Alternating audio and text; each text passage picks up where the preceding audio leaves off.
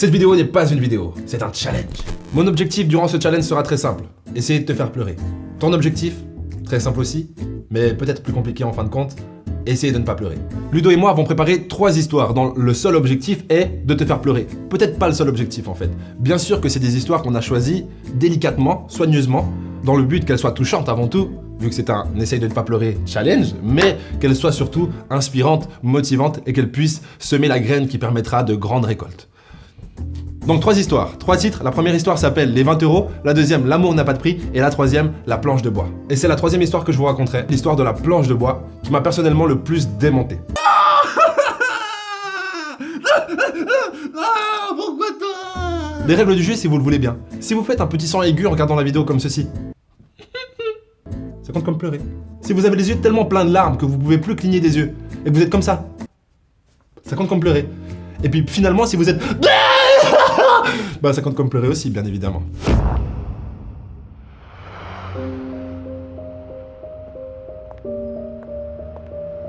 C'est l'histoire d'un homme qui rentre à la maison fatigué après une longue journée de travail.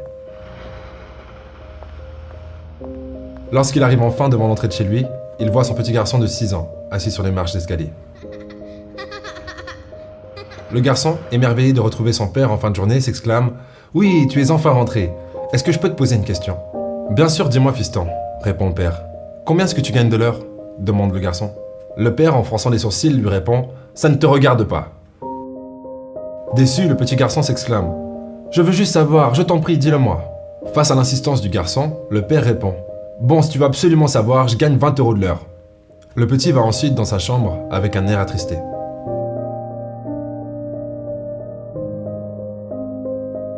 Quelques minutes plus tard, il retourne vers son père et lui demande « Papa, est-ce que tu pourrais me prêter 5 €? » Et le père répond « Ah, voilà, c'est pour ça que tu voulais savoir. Pour m'emprunter de l'argent, va dans ta chambre et couche-toi. Je suis fatigué et j'ai pas le temps pour toi. »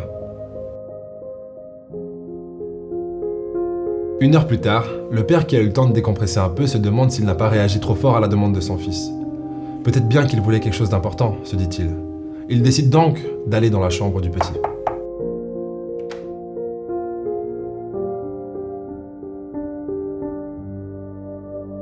Le père lui demande « Tu dors, fiston ?» L'enfant répond « Non, papa. » Le père dit « Écoute, j'ai réfléchi.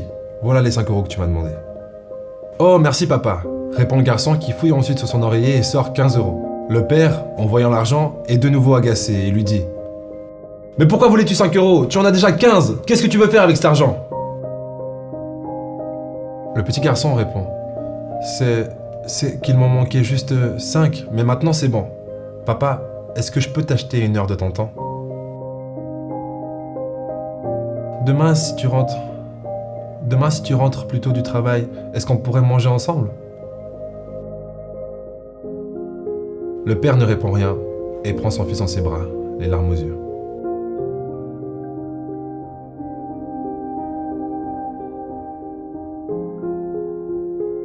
La morale de l'histoire, n'oubliez pas ce qui compte le plus pour vous. Le père dans cette histoire a eu de la chance de ne pas avoir à perdre son fils pour se rendre compte que c'était ce qui compte le plus pour lui. Mais j'imagine que vous avez tous déjà perdu quelque chose et c'était en le perdant que vous vous êtes rendu compte à quel point cette chose ou cette personne comptait pour vous. Et ça me donne envie de vous lire quelques lignes que Steve Jobs avait écrites lorsqu'il était sur son lit de mort, parce que je trouve que ce sera une très bonne morale pour cette première histoire. Je suis arrivé au summum du succès dans les affaires. Aux yeux des autres, ma vie a été le symbole de la réussite. Cependant, en dehors du travail, j'ai ressenti très peu de joie. Enfin, on va dire que ma richesse est simplement un fait auquel je me suis habitué. En ce moment, allongé sur ce lit d'hôpital, me remémorant toute ma vie, je me rends compte que toutes les richesses dont j'étais si fier sont devenues insignifiantes maintenant que ma mort est imminente. Seulement maintenant, je comprends qu'une fois que vous aurez accumulé suffisamment d'argent pour le reste de votre vie, vous devrez poursuivre des objectifs qui ne sont pas liés à la richesse.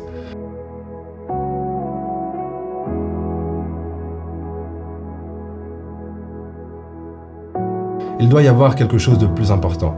Par exemple, des histoires d'amour, l'art, des rêves de votre enfance. Quelle que soit l'étape où vous en êtes en ce moment, à la fin, vous devrez faire face au jour où le rideau tombe. S'il vous plaît, préservez votre famille comme un trésor. Aimez votre mari, votre femme, aimez vos amis. Traitez tout le monde avec respect. On vient de faire plus de recherches et potentiellement la lettre que je viens de vous lire de Steve Jobs est une rumeur. Du coup, je peux me débarrasser de ça, et pour ceux qui veulent savoir ce que Steve Jobs a vraiment dit avant de mourir, et ça c'est confirmé par sa sœur, ça se résume en 6 mots. Oh waouh, oh waouh, oh waouh. Voilà, on peut passer à l'histoire suivante.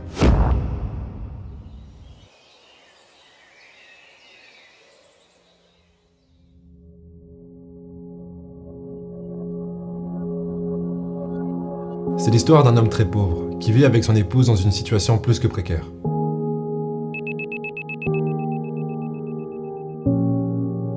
Un jour, sa femme qui a de très longs cheveux lui demande « Chérie, s'il te plaît, est-ce que tu peux m'acheter un peigne? Je n'ose plus sortir de la maison tellement que j'ai honte de mes cheveux sales et emmêlés. » Son mari, emprunté par sa demande, lui tourne le dos en disant « Tu sais très bien que je n'ai pas assez d'argent. Je ne peux même pas faire réparer le bracelet de la montre qui appartenait à mon père. »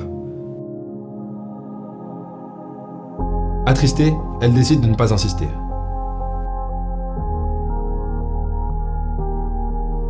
Quelques heures plus tard, en partant au travail, l'homme décide malgré tout de s'arrêter chez l'horloger.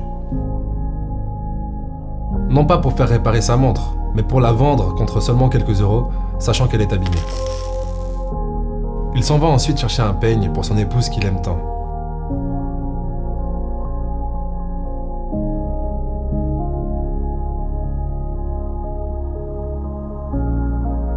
Le soir, en entrant à la maison, ému, avec le peigne dans la main prêt à l'offrir, il ouvre la porte et son visage se déforme, alors que le peigne tombe de sa main tremblante lorsqu'il aperçoit sa femme.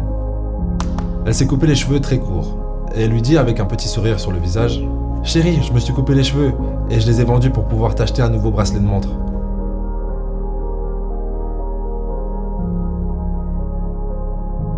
En réalisant ce qui s'était passé, des larmes commencent simultanément à couler de leurs yeux. Non pas pour l'inutilité de leur acte, mais pour la réciprocité de leur amour.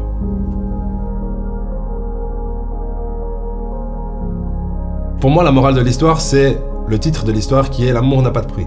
Si tu as une morale de l'histoire plus élaborée que ça, je t'invite à la partager dans les commentaires. Et on passe tout de suite à la troisième histoire, et la dernière histoire. La fameuse histoire, oui, la planche de bois.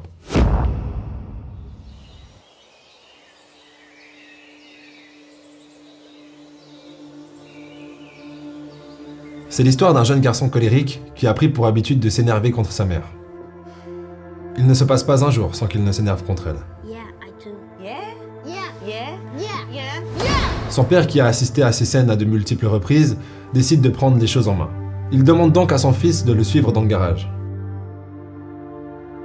C'est là qu'il lui donne un sac de clous et qu'il lui demande de planter un clou à chaque fois qu'il sera méchant avec sa mère. Le premier jour, il plante 9 clous dans la planche de bois.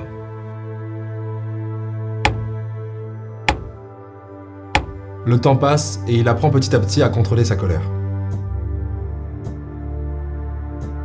Le nombre de clous qu'il plante diminue progressivement lorsque l'enfant se rend compte qu'il est plus facile de se contrôler que de planter des clous. Finalement, arrive un jour où le jeune garçon ne plante plus aucun clou dans la planche de bois.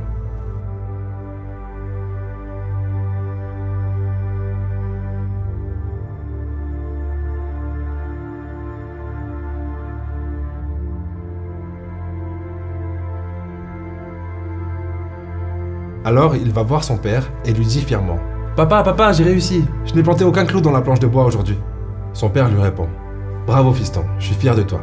Maintenant j'aimerais que tu retires un clou pour chaque jour durant lequel tu ne t'énerves pas. » Le fils accepte le défi, et au bout de plusieurs jours, il a retiré l'ensemble des clous de la planche. Apprenant la nouvelle, son père l'emmène dans le garage face à la planche de bois et dit « Mon fils, tu as remporté ton combat contre la colère. Mais regarde tous les trous qu'il y a dans la planche. Elle ne sera plus jamais comme avant. Quand tu es en colère et que tu dis des choses méchantes, tu laisses des blessures comme celle-là. » La morale de l'histoire est plutôt explicite. On peut vous pardonner pour le mal que vous avez fait, mais des fois on ne peut pas oublier, parce que ça laisse des traces. Mais une faute avouée reste une faute à moitié pardonnée, et c'est ce qu'on va essayer de conquérir aujourd'hui. Pourquoi? Parce que il y a environ 8 mois, j'ai dit à ma mère, lorsqu'on va dire qu'on s'embrouillait pour un petit truc dont je me souviens même pas, je lui ai dit « Je ne t'aime pas ». Bien sûr, l'embrouille s'est arrêtée de suite, elle est partie en pleurant. Et depuis, je m'étais excusé en disant « C'est le truc que je t'ai dit la dernière fois, je le pensais pas ». C'est pas vraiment des excuses, vous êtes d'accord? Du coup, je vais essayer de faire mieux aujourd'hui. Je vais appeler ma mère, lui reparler de ça et lui dire que je l'aime. Allô? Ouais. T'as 2 minutes? Oui? Ok. Alors, je devais te dire un truc très important et ça me stresse d'un coup. Pourquoi? Bah, tu te rappelles la fois où je t'avais dit que je t'aime pas? Quand j'étais énervé, là. Ouais? Eh bah, je suis désolé. Je le pensais pas. Bah, tu m'as déjà dit, le fait. Ok, alors ça Mais va. sur le moment, tu le pensais. Ouais, mais quand je te l'ai dit et que je me suis excusé un peu de façon légère et comme si je fuyais le fait de l'avoir dit. Donc je dois te dire que je t'aime. Mais moi aussi, plus que tout au monde. Ok, alors ça va.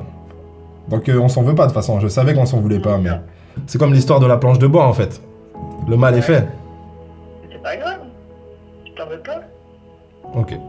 Je Alors, pense que je t'en voudrais si ça se reproduisait. Mais je pense que l'erreur est humaine. ok. Ça marche. Donc je peux pas du tout.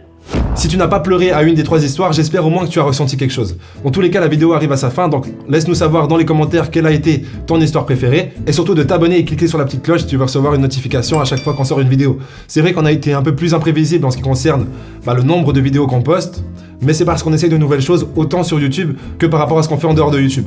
Et ça prend un peu plus de temps, et du coup on peut pas se permettre de poster autant de vidéos par semaine comme on le faisait dans le passé, mais par contre il y aura des semaines dans cette année 2020 où on postera beaucoup plus que d'autres semaines, et il y aura des fois des semaines où on ne poste pas, comme ça a été le cas dernièrement. Mais ne vous inquiétez pas, en tout cas on n'est pas prêt de disparaître, on est numéro 1 dans le développement personnel en francophonie grâce à vous, et on sera jamais assez reconnaissant pour ça. Et j'ai la sensation d'avoir assez parlé pour aujourd'hui, donc je vous dis au prochain épisode.